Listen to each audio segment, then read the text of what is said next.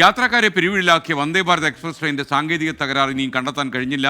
തിരുവനന്തപുരത്ത് ട്രയൽ റണ്ണിലും ഒക്കെ പരിശോധന നടത്തി, എന്നിട്ടും എന്താണ് ഇതിൻ്റെ ഇലക്ട്രോണിക് തകരാറെന്ന് കണ്ടുപിടിക്കാൻ കഴിഞ്ഞിട്ടില്ലെന്നാണ് വിവരം. രാഹുൽ സുരേഷ് കോഴിക്കോട് നിന്ന് അപ്ഡേറ്റ് ചെയ്യുന്നു. രാഹുൽ, പറയൂ.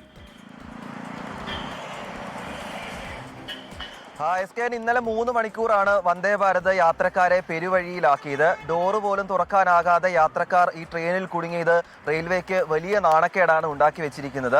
ഇനി ഇത്തരം സംഭവങ്ങൾ ഉണ്ടാകാതിരിക്കാൻ വേണ്ട നടപടികളാണ് റെയിൽവേയുടെ ഭാഗത്തു നിന്നും ഉണ്ടാകുന്നത്. ഇന്നലെ മറ്റൊരു എഞ്ചിന്റെ സഹായത്തോടെ കെട്ടിവലിച്ചാണ് ഈ ട്രെയിൻ തിരുവനന്തപുരത്ത് എത്തിച്ചത്. ഇന്നലെ രാത്രി തന്നെ റെയിൽവേ സാങ്കേതിക ജീവനക്കാരുടെ നേതൃത്വത്തിൽ പരിശോധന നടത്തിയിരുന്നു. പക്ഷേ എന്താണ് ഈ സാങ്കേതിക കാരണം എന്നത് സംബന്ധിച്ച് ഇതുവരെയും കണ്ടെത്താനായിട്ടില്ല. കാര്യമായ സാങ്കേതിക തകരാറുകൾ ഇല്ല എന്നാണ് റെയിൽവേ അധികൃതർ ഈ ഘട്ടത്തിൽ വ്യക്തമാക്കുന്നത്. ഇന്നും റെയിൽവേ ഉദ്യോഗസ്ഥരുടെയും സാങ്കേതിക ജീവനക്കാരുടെയും നേതൃത്വത്തിൽ പരിശോധന തുടരുകയാണ്. ഇന്ന് രാവിലെ തിരുവനന്തപുരത്ത് ട്രയൽ റൺ നടത്തിയിരുന്നു.